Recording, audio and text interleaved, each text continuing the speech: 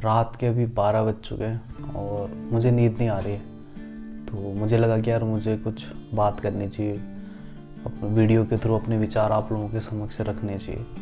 तो आज थोड़े अलग टॉपिक पे बात करूँगा, जिस टॉपिक पे मतलब यूजुअली कोई बात नहीं करता। अगर इन कन्वर्जेसन में अगर हम देखें, अगर दो लोग आपस में बैठे हों तो पॉलिटिक्स की चर्चा होती है या क्रिकेट की चर्चा होती है या अदर सारी चीज़ें, देश दुनिया में क्या चल रहा है वही उसी की चर्चा होती है।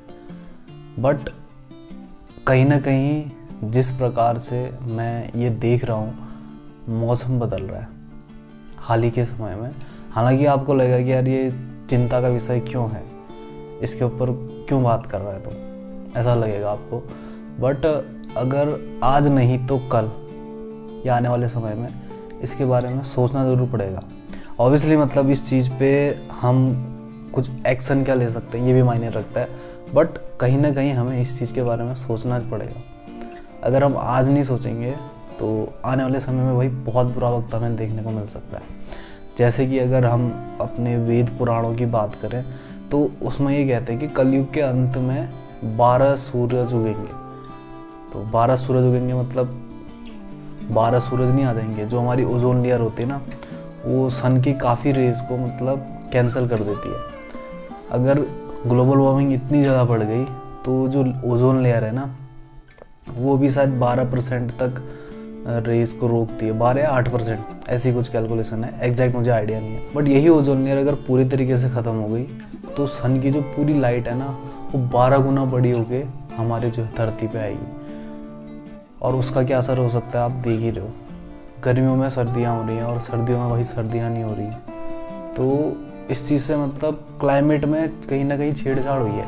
हमें इस चीज़ से खुश नहीं होना है कि यार ठंडे में हमको गर्म लग रहा है या गर्मी में हमको ठंडा हो रहा है। क्लाइमेट जैसा होना चाहिए जिस मौसम में, वैसा ही रहना चाहिए। यहाँ पे कुछ स्टेट गवर्नमेंट पे लेके कुछ प्रोटेस्ट चल रहा था बच्चों का, तो वहाँ पे एक लड़के ने जिक्र किया था कि ग्लेशियर पिघल रहे हैं। उस वक्त में मतलब किसी ने ध्यान नहीं दिया उस पर, तो उस वक्त कोई टॉपिक और चल रहा था। बट लोगों को भी लगा कि यार ये क्या बात कर रहा है, कहाँ पे कौन सी बात कर रहा है। भले उसने जिस जगह पे वो बात करी वो हो सकता है कि उस बात के लिए उपयुक्त ना हो, बट उसकी बात में कहीं ना कुछ दम था और सिंसियरिटी है उसकी बात में, सच्चाई है। हमें सोचना पड़ेगा इस चीज़ के बारे में। अब देखो यार, सोच तो आप हर किसी के ले सकते हो। जैसे कि ग्रेटा थुनबर्ग एक टाइम पे काफ़ी फेमस हुई थी, जबकि एक बहुत छोटी सी बच्ची है। उसने क्या किया था कि कैमरे के सामने या मतलब कुछ लोगों के सामने अपने जो क्लाइमेट चेंज हो रहा है उसको लेके अपने भाव व्यक्त करे थे। हाउ डेयर यू वाला एक वीडियो था जिसमें वो काफ़ी इमोशनल हो रही थी। काफ़ी बड़े बड़े सेलिब्रिटीज़ ने उसे अपने इंस्टाग्राम या फेसबुक अकाउंट पर शेयर किया था। जैसे कि आप देख रहे हो यार, मेरी भी तबीयत ख़राब हो रही है, तो कहीं ना कहीं मौसम का ही एक परिणाम है ये भी। तो सोचना पड़ेगा हमको इस चीज़ के बारे में। और कहीं ना कहीं ऐसा नहीं कि यार कुछ लोग काम नहीं कर रहे हैं, हम तो चलो इस चीज़ के बारे में बोल पा रहे हैं ना, पर कहीं ना कहीं कुछ लोग ऐसे भी हैं जो सच में पेड़ लगा रहे हैं। हमारे साउथ में एक लेडी है जिनके बारे में बहुत से कम लोग जानते हैं, मुझे भी इंटरनेट के थ्रू उसके बारे में पता लगा। वो अब तक 1 लाख से ज़्यादा पेड़ लगा चुकी हैं। तो कहीं ना कहीं ग्राउंड लेवल पे कुछ लोग काम कर रहे हैं, कहीं ना कहीं कुछ लोग अवेयरनेस फैला रहे हैं कि भाई आपको इस चीज़ के बारे में चिंतित होना चाहिए। अगर आप ये अवेयरनेस भी फैला रहे हैं तो भी एक बहुत बड़ा काम हो सकता है। हमारे जो है एंशिएंट स्क्रिप्चर में भी लिखा हुआ है कि एक पेड़ 100 पुत्र के समान होता है। अगर किसी ने ये चीज़ लिखी है तो उसके पीछे कुछ ना कुछ सच्चाई होगी, और ये सच्चाई हमें आज नहीं तो कल समझ में आ जाएगी कि क्यों भाई एक पेड़ को 100 पुत्र के समान माना गया है। इस चीज़ में गहराई से सोचने की ज़रूरत है कि क्या एक पेड़ में होता है। कुछ ना कुछ तो होता होगा ना जो उसकी तुलना 100 बेटों से करी है, 100 पुत्रों से करी है। देखो, जिस लाइफस्टाइल के लिए हम दौड़ रहे हैं ना, दौड़ भाग कर रहे हैं, सपोज दैट आपके पास वो सब होगा भी इन फ्यूचर, ठीक है, तो अगर आपके पास सांस लेने के लिए हवा नहीं होगी, शुद्ध हवा नहीं होगी, और खाने के लिए खाना नहीं होगा शुद्ध, और पीने के लिए पानी नहीं होगा, तो इन सब के क्या मायने रह जाते हैं। और लॉकडाउन पे हमारे गांव में एक प्रथा चलती है, 7-8 का पर्व कहते हैं जिसे, गोरा महोत्सव कहते हैं। तो वहाँ पे गैदरिंग होती है। वहाँ पे मैंने एक बार कई लोगों के सामने बोला था, उस टाइम पे कोरोना का ही टाइम चल रहा था, तो लोग कहीं बाहर नहीं जा पा रहे थे, बाहर से लोग वापस गांव की तरफ आ रहे थे। तो वहाँ पे मैंने एक चीज़ बोली थी कि भाई देखो, सलमान खान अरबपति होते हुए एक फार्म हाउस में रह रहा है लॉकडाउन के टाइम पे, और वहाँ पे खुद अपनी खेती कर रहा है, गांव के काम कर रहा है, और एकदम मतलब पूरे गांव में रह रहा है। और मुंबई जैसी जगह में या दिल्ली जैसी जगह में ऐसी जगह पे रहना एक बहुत बड़ी बात है। ये कोई अरबपति इंसान ही कर सकता है। तो मैंने वहाँ पे गांव वालों से ये कहा था कि भाई आपको ये चीज़ समझने की है कि आप जिस जगह पे रह रहे हो आपको उसकी इम्पोर्टेंस नहीं पता है। आप अगर कैलकुलेट करके देखो तो आप एक अरबपति की ज़िंदगी जी रहे हो, पर हमें अपनी लाइफ सुधारने के लिए माइंडसेट को बदलने की ज़रूरत होती है। इसीलिए हमारे शास्त्रों में कहा गया है कि सुख परिस्थितियों पर निर्भर नहीं रहता है, सुख माइंडसेट पे निर्भर रहता है कि किस माइंडसेट के साथ आप रह रहे हो। मेरे खुद के रिलेटिव जो बाहर पे रहते हैं वो कोसते हैं उन लोगों को जो गांव में रह के खुश नहीं रहते। लिटरली मैं ये प्रैक्टिकली बात बता रहा हूँ, सच में हुआ है भाई।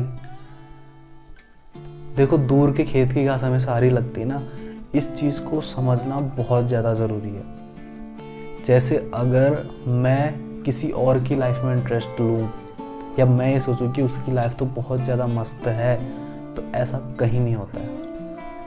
अल्टीमेटली जो भी इंसान है ना, जो भी इंसान कितना भी फेमस है, कितना ही बड़ा क्यों ना हो या कितना ही छोटा क्यों ना हो, है तो वो इंसान ही ना। अब इस चीज़ को वो लोग ज़्यादा बेटर तरीके से समझ पाएंगे जिन लोगों ने वो स्टेट अचीव करी है।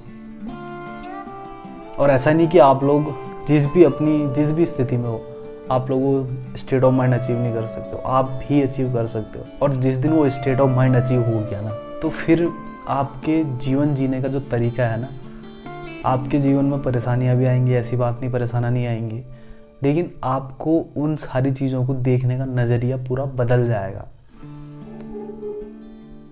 इंसान कोई अमीर या गरीब नहीं होता है, अपने दिमाग में सोच के अनुसार वो अमीर या गरीब होता है। उसकी सोच कितनी बड़ी है, सोच इंसान को अमीर या गरीब बनाती है। यहाँ पे अगर कोई इंसान खुद को लाचार समझे या कोई इंसान अपने आप को बहुत ज़्यादा बलवान समझे, दोनों ही जो है गिरे हुए आदमी हैं मेरे हिसाब से। कोई अगर बलवान से बलवान भी है और कोई कमज़ोर से कमज़ोर व्यक्ति भी है, वो स्वयं को किसी से कम ना समझे।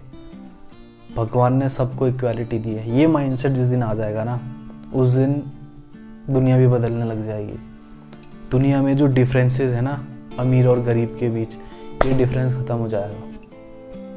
तो यही मेरा मकसद भी है, और कहाँ से कहाँ बात पहुँच गई है। बट अल्टीमेटली जब हम इस चीज़ को समझ पाएंगे ना कि अगर हम गांव में अच्छे से रह सकते हैं, गांव में सुविधाएं नहीं होती, पर कहीं ना कहीं अगर आप देखें तो गांव की खूबसूरती यही है। अभी मैं हाल ही में अल्मोड़ा में गया था, वहाँ पे जिन भैया के वहाँ मैं रुका हुआ था, इतनी पीसफुल जगह है। उन्होंने घर ही के पास में एक होम स्टे बनाया हुआ है। वहाँ पे जितने भी लोग आते हैं, वो भैया हमसे कहते हैं ना, भैया से बातचीत होती है हमारी, तो वो कहते हैं कि जब भी यहाँ बाहर से लोग आते हैं ना, जाते टाइम उनकी आंखों में आंसू होता है।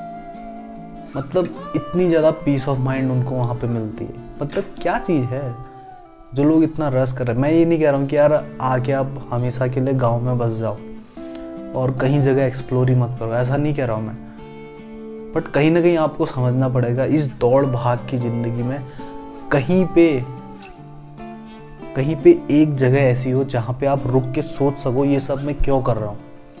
मैं नहीं कह रहा हूँ कि दौड़ भाग मत करो, ऐसा नहीं कह रहा हूँ, बट कहीं ना कहीं उसका रीज़न जब तक हमको पता नहीं रहेगा ना, तब तक हम सिर्फ भटकते रहेंगे। कोई नेवर एंडिंग प्रोसेस है, समझ ही नहीं पाएंगे। इसीलिए हमें मतलब ये चीज़ समझनी पड़ेगी और इस चीज़ को बड़ी गहराई से समझना पड़ेगा कि पहाड़ क्यों ज़रूरी है, वातावरण क्यों ज़रूरी है, साफ़ पानी, साफ़ हवा, शुद्ध भोजन क्यों ज़रूरी है। तो कहीं ना कहीं इसी के इर्द गिर्द मेरा टॉपिक घूम रहा है। और यहाँ पे बात आई थी ना ग्लेशियर्स की। जब हम प्रकृति के नज़दीक रहेंगे तो प्रकृति से हमारा कनेक्शन भी उतना ही ज़्यादा मजबूत बनेगा। हम अगर प्रकृति के बीच रहेंगे तो हम पेड़ भी उगाएंगे, हम उनकी देखभाल भी करेंगे, बेशक हम उनका यूज़ भी करेंगे, बट कहीं ना कहीं अगर हम एक पेड़ काटते हैं तो हम उसकी जगह 10 पेड़ नए भी लगाएंगे, क्योंकि हमें उसी प्रकृति के बीच रहना है।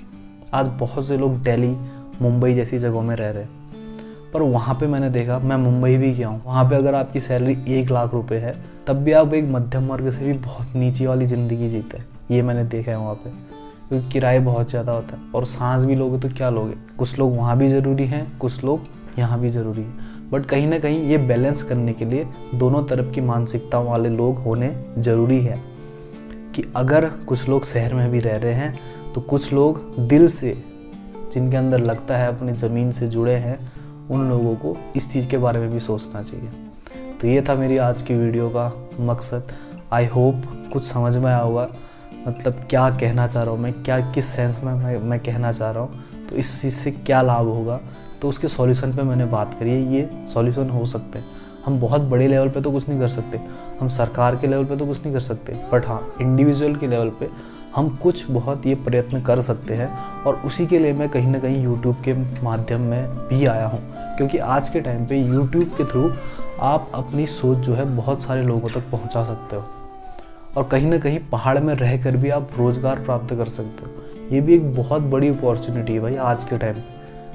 खैर पहले के टाइम पे क्या होता था मुझे नहीं पता, लोगों को जॉब के लिए बाहर जाना पड़ता था, रोज़गार के लिए बाहर जाना पड़ता था, बट आज हमारे पहाड़ में भी ऐसे बहुत सारे लोग हैं जो मड़वे से रिलेटेड काफ़ी सारी चीज़ें बना के, या भांग की चटनी बेच के, भांग की चटनी एडिक्टिव नहीं होती, वो वाली चटनी बेच के, या यहाँ के जितने भी रिसोर्सेज रहते हैं उनको बेच के या उनको अलग तरीके से बना के, हमारे जो है चूल्हों में, जो हमारे पहाड़ी स्टाइल में चूल्हे होते हैं उनमें पिज़्ज़ा बना के लोग बेच रहे हैं, और जो हमारे पहाड़ से फलों की पैदावार हो रही है वो बाहर बेच रहे हैं। तो उस चीज़ से भी काफ़ी ज़्यादा पैसा कमा रहे हैं, ऑर्गेनिक खेती करके कमा रहे हैं। कहीं ना कहीं अगर रोज़गार ही चाहिए तो पहाड़ में भी उस चीज़ के लिए कमी नहीं है। तो इस चीज़ को ध्यान से समझना पड़ेगा, हमारे पेरेंट्स लोगों को भी समझना पड़ेगा इस चीज़ के बारे में। खैर ये पेरेंट्स और पेरेंटिंग के ऊपर या हमारे एजुकेशन सिस्टम के ऊपर मैं एक नई वीडियो बनाऊंगा, उस वीडियो में इन सारी चीज़ों को कवर करूँगा। फिलहाल की वीडियो में बस इतना ही। आई होप आपको कुछ वैल्यू ऐड हुई हो।